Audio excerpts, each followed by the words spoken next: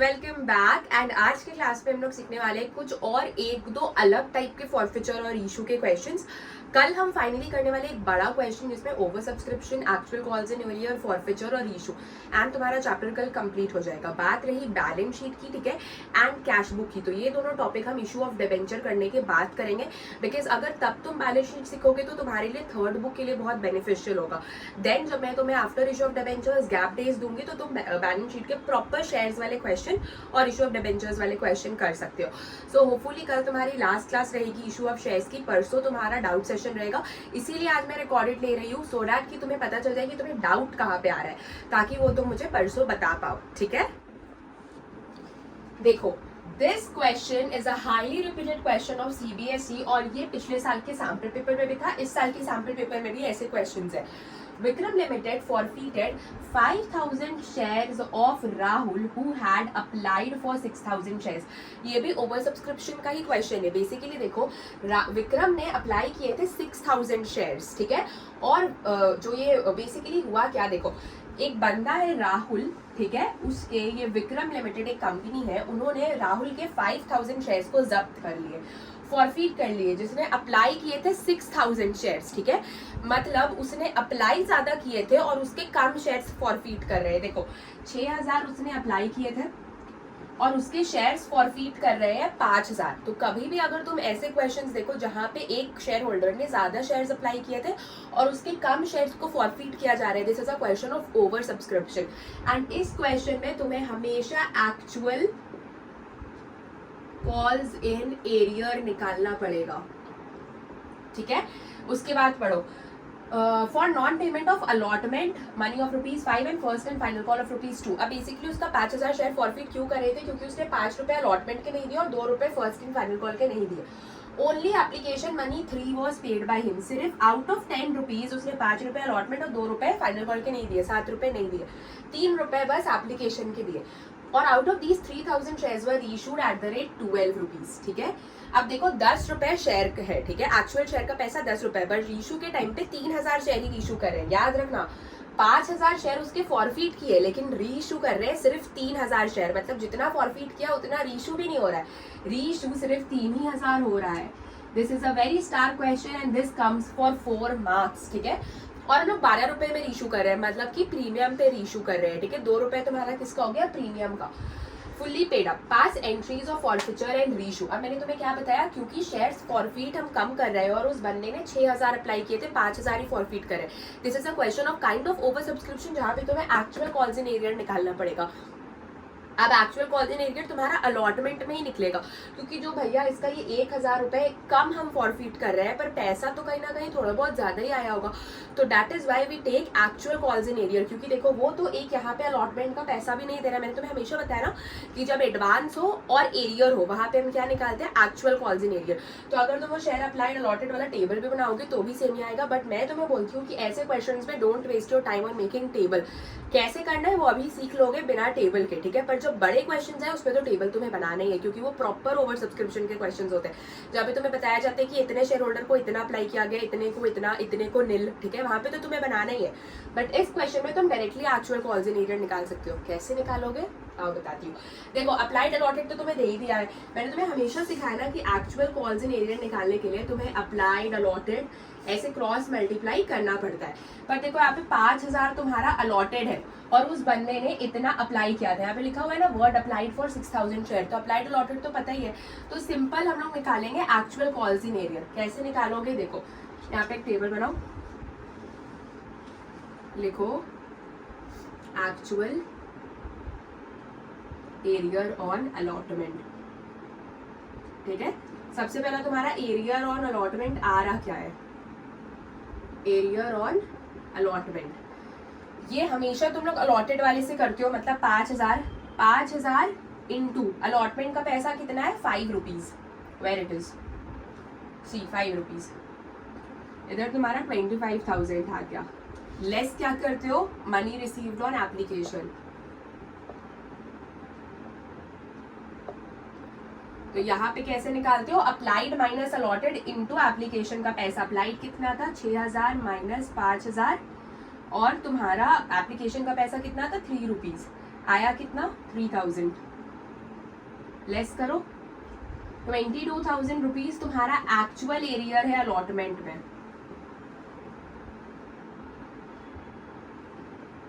समझ आया मैंने एक्चुअल एरियर क्यों निकाला? क्योंकि it is an over subscription का क्वेश्चन। उस बंदे ने 6,000 अप्लाई किए थे बट उसे 5,000 ही फॉरफीट कर रहे हैं, ठीक है। अप्लाई ज्यादा किया बट फॉरफीट कर रहे हैं 5,000 ही। अलॉट किए गए उसे 5,000 ही, लेकिन उसको अप्लाइड था 6,000, मतलब ज्यादा अप्लाई किए कम अलॉट किए गए। तो ओवर सब्सक्रिप्शन का क्वेश्चन है। ओवर सब्सक्रिप्शन में अगर तुम्हारा एडवांस का पैसा, बेसिकली देखो 5,000 उसकी शेयर्स फॉरफिट करी है पर उसने अप्लाई तो 6,000 करके रखे थे ना, तो वो तो एडवांस हो गया। प्लस उस बंदे ने अपनी अलॉटमेंट के 5 रुपए भी नहीं दिए। अब जब उसने 5 रुपए नहीं दिए तो बेसिकली क्या होता है कि उसने एडवांस के भी पैसे हो गए प्लस एरियर भी हो गया। तो इस केस पे क्या होता है कि तुम्हें एक्चुअल एरियर निकालना पड़ता है। तो तुम पिछले से पढ़कर आ रहे हो तो इसमें तुम्हें बड़े टेबल बनाने की जरूरत नहीं, तुम्हें क्वेश्चन पढ़ने आना चाहिए कि कभी भी ऐसा क्वेश्चन लिखा रहे कि किसी भी XYZ कंपनी ने एक शेयर होल्डर के इतने शेयर्स फॉरफीट किए और उसने ज्यादा अप्लाई किया था। दिस फर्स्ट लाइन, ये फर्स्ट लाइन समझ जाओ कि शेयर्स फॉरफीट कर रहे हैं वो कम है और अप्लाई ज्यादा किया था, तो तुम्हें एक्चुअल एरियर निकालना पड़ेगा। और वो कैसे निकालते हैं तुम्हें पता है। इसमें तुम्हें अप्लाइड अलॉटेड भी नहीं निकालना है क्योंकि अप्लाइड पहले ही बता दिया है 6,000 है और अलॉटेड 5,000 है। ये फॉरफीटेड वाला अमाउंट अलॉटेड होता है, ऑलवेज रिमेंबर। इसमें यही कॉन्सेप्ट तुम्हें याद रखना है। अब सिंपल क्या बोला गया कि तुम्हें फॉरफीचर और इशू की एंट्री पास कर दिया।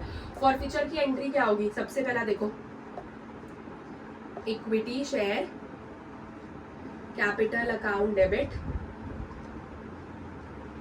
To calls in arrear account to share forfeiture account, ठीक है। ये तुम्हारी बेसिक फर्स्ट एंट्री हुई फॉरफिचर की। तो इक्विटी शेयर कैपिटल में तुम कितना लिखोगी? जितना कंपनी ने मांगे थे। 5,000 रुपए कंपनी ने बेसिकली अलॉट किया था। सारा काम अलॉटेड वाले शेयर से हो तो ऑलवेज रिमेंबर वो 6,000 अप्लाइड है। 5,000 इंटू 10 रुपए तुम्हारे इक्विटी शेयर कैपिटल में चल गए 50,000, ठीक है। कॉल्स इन एरियर में कितना लिखोगे? अलॉटमेंट का एक्चुअल कॉल्स इन एरियर लिखोगे ये 22,000 रुपए, ठीक है, जो कि अलॉटमेंट का एरियर निकला। उसने नहीं ना दिए थे अलॉटमेंट के 5 रुपए यहाँ पे, तो वो लिखोगे। तो यहाँ पे लिखोगे कॉल्स इन एरियर में 22,000 प्लस उसने फर्स्ट एंड फाइनल कॉल के भी 2 रुपए नहीं दिए। But first and final call में तुम्हारा कोई भी एडवांस नहीं था, ठीक है। तुम्हारा बेसिकली अलॉटमेंट में ही एडवांस एडजस्ट हुआ। टेबल बनाते हो तो शेयर अप्लाइड और अलॉटेड को जब माइनस करते हो तो पहला अलॉटमेंट में एडजस्ट करते हो, उसके बाद कुछ बचता है तो ना फर्स्ट एंड फाइनल कॉल में जाता है। तो यहाँ फर्स्ट एंड फाइनल कॉल में कुछ भी नहीं है, सारा एडजस्टमेंट अलॉटमेंट में ही हो गया, ठीक है।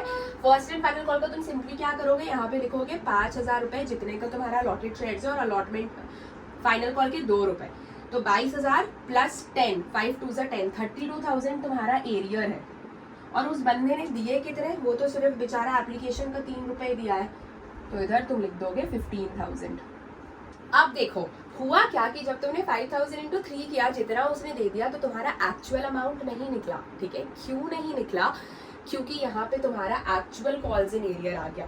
अब तुम्हें यहाँ पे ना रेट निकालने सीखना होगा। These things no one teaches you in your schools, in your coaching, nowhere. ये सब मैं ही तुम्हें सिखा पाऊंगी, ठीक है, क्योंकि ऐसे क्वेश्चंस आते हैं बच्चे पैनिक कर जाते हैं। तुम्हें अब रेट निकालने सीखना पड़ेगा डेबिट और क्रेडिट को मैच करने के लिए, क्योंकि यहाँ अलॉटमेंट में तुम्हारा 22,000 रुपए एक्चुअल कॉल्स इन एरियर का आया, ठीक है। तो तुम रेट कैसे निकालोगे? रेट निकालना इज वेरी सिंपल। तुम्हें रेट निकालने से पहले हमेशा एक छोटी सी चीज दिमाग में रखना। आई नो ये थोड़ा कॉन्सेप्ट टफ है, ठीक है, बट तुम्हें ये वीडियो आज 2-3 बार देख लेना, ये टॉपिक अच्छे से समझ आ जाएगा। बेसिकली देखो यहाँ पे तुमने 5,000 इंटू 3 15,000 लिखा जो उस बंदे ने एप्लीकेशन के दिए थे। But always remember actual calls in arrear में भी उसे 3,000 रुपए जो कि तुमने अप्लाइड माइनस अलॉटेड करके निकाला था एप्लीकेशन के, वो भी यहाँ पे ऐड करना पड़ेगा, ठीक है। तो ये तुम्हारा यहाँ पे कितना आ गया? 18,000 आ गया। अब अगर ऐड करोगे तो 50-50 डेबिट क्रेडिट मैच कर गया। बट यहाँ पे इवन अगर तुम्हें कभी रेट निकालना पड़े, अब तुम्हें रेट निकालना जरूरी क्यों है? क्योंकि देखो यहाँ पे पार्शियल रीशू हो रहा है ना। What is partial reissue?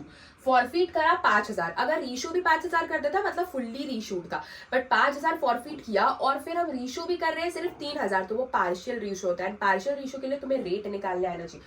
अब रेट कैसे निकालोगे? यहाँ पे तो तुम दिखा दे रहे हो 5,000 इंटू 3 रुपए जो एप्लीकेशन के आए थे, प्लस ये 3,000 ऐड कर दिया जो तुम्हें पैसा मिले थे।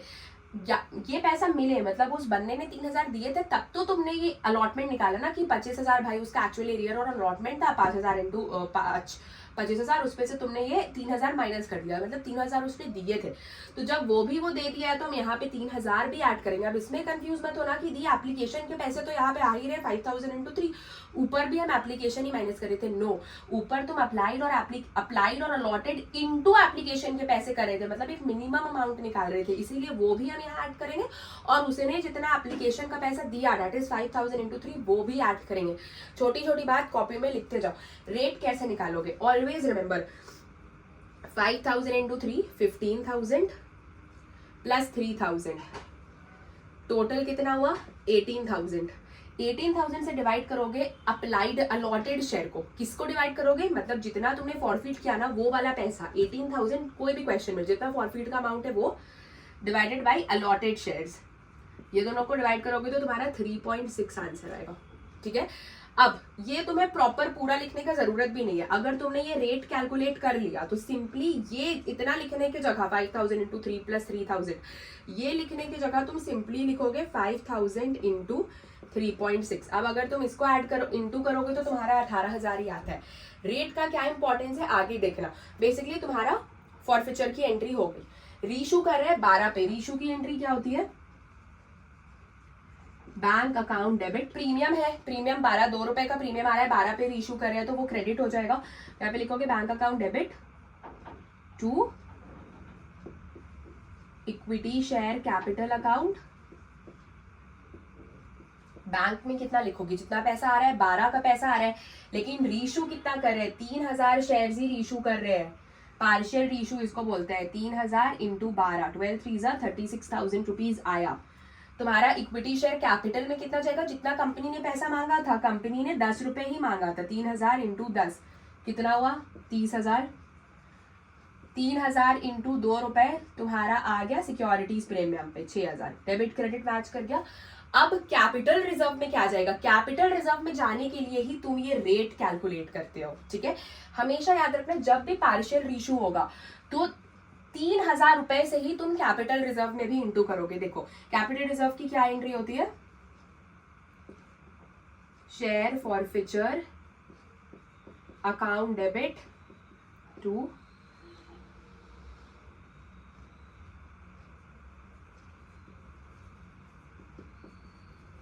Capital reserve account. ठीक है, लिखोगे क्या, हमेशा याद रखना जितना रीशू कर रहे हो उतना ही से कैपिटल रिजर्व में इंटू होगा। 3,000 इशू किए, यहाँ पे तुम्हारा 3,000 ही आएगा, लेकिन लिखेंगे क्या, मैंने तुम्हें हमेशा बताया ना कि तुम्हें कैपिटल रिजर्व और शेयर फॉरफिचर टैली करना पड़ता है। तो शेयर फॉरफिचर में तुम लिखोगे कितना, देखो तुमने फॉरफीट कितना किया था, तुमने 3.6 फॉरफीट किया था। ठीक है, मतलब इतना का तुम्हें फायदा हुआ, मतलब कंपनी ने जब उस शेयर होल्डर के नाम को कैंसिल किया तो जितना उस बंदे ने पैसे देकर रखे थे 18,000 कंपनी ने वो पूरा रख लिया। ठीक है, तो 3.6 तुमने फॉरफीट किया। अब जो रीशू के टाइम पे देखो, रीशू के टाइम पे तो कंपनी को कोई भी नुकसान नहीं हुआ भैया, उसने 2 रुपए एक्स्ट्रा ही कमा लिए, प्रीमियम के कमा लिए, यहाँ पे तो कोई फॉरफीचर नहीं आ रहा है। मैंने तुम्हें क्या सिखाया था कि अगर रीशू के टाइम पे फॉरफीचर तुम्हारा आ जाए, मतलब नुकसान हो, जैसे 10 का 8 पे डिस्काउंट पे इशू हो जाए, तो फॉरफीचर हम लाते हैं, डेबिट करते हैं, तो बेसिकली नुकसान हो तभी तुम माइनस प्लस करोगे, नुकसान ही नहीं हो रहा है तो सिंपली तुम क्या कर दोगे 3,000 इंटू 3.6 इंटू करके देखो आंसर कितना आ रहा है 10,800। This is your answer. I hope तुम्हें ये बड़ा क्वेश्चन अच्छे से समझ आया होगा। आई नो दीज टाइप के क्वेश्चंस थोड़े से टफ हो जाते हैं, but it is a highly repeated question जो कि हर साल सैम्पल पेपर में दिया जाता है। एंड मैंने तुम्हें इसके ट्रिक्स भी बताया कि ऐसे क्वेश्चंस तुम पहचानोगे कैसे, जब कंपनी बोल दे कि इतना फॉरफिट कर रहे हो और अप्लाइड ज्यादा हो तो डायरेक्ट एक्चुअल कॉल्स इन एरिया निकालना। फर्स्ट कॉल में एक्चुअल कॉल्स इन एरिया निकलेगा ही नहीं, क्योंकि जो एडवांस का पैसा था वो अलॉटमेंट में ही सेटल हो गया, इसीलिए हमने अलॉटमेंट पे एक्चुअल एरिया निकाला। और सिंपली जब हमने यहाँ पे एंट्री पास की तो 5,000 जितना अलॉटेड शेयर था उसमें से देखो उस बंदे ने फर्स्ट कॉल भी नहीं दिया था 2 रुपए का, तो यहाँ पे इंटू कर दिया, तो actual area 22,000 plus first call का जो उसने नहीं दिया, दोनों को ऐड करके कॉल्स इन एरिया पे निकाल दिया। फिर तुमने आज रेट सीखने भी सीखा, तो this is one of the most important question जो आता है। एंड अब तुम बुक से इस टाइप के सारे क्वेश्चन बनाओगे। आज मैं तुम्हें ऐसे वाले क्वेश्चन के होमवर्क दूंगी, कल की क्लास में हम सीखेंगे कि जब शेयर्स तुम्हारा इशू होता है प्रीमियम पे और हम उसे फॉरफिट करते हैं, और एक बड़ा क्वेश्चन करेंगे, तुम्हारा चैप्टर कल खत्म होता है। Finally you are good to go, now you can make every question. कल की क्लास तुम्हारी लास्ट क्लास रहेगी for issue of shares. Balance sheet हम सीखेंगे इशू ऑफ डिबेंचर्स के बाद, क्योंकि वो तुम्हारी थर्ड बुक में हेल्पफुल होगा। That's it for today's class. आज मैं और क्वेश्चंस नहीं करा रही हूँ, मैंने सोचा था कि प्रीमियम वाले क्वेश्चंस आज ही करा दूंगी, बट तुम्हें ये समझने में फिर थोड़ा प्रॉब्लम हो जाएगा, इसीलिए प्रीमियम के क्वेश्चंस हम कल करेंगे और एक बड़ा फुल फ्लेज क्वेश्चन भी हम कल ही करेंगे, ताकि फिर परसों तुम डाउट सेशन में अपने डाउट्स लेकर आ पाओ। That's it for today's class. ये आई होप तुम्हें अच्छे से समझ आ गया होगा, मैंने सारी ट्रिक्स भी बता दी कि तुम्हें कब समझ आएगा कि ये चीज करना है और कब नहीं। दैट्स इट, आज की क्लास के लिए इतना ही। बाय।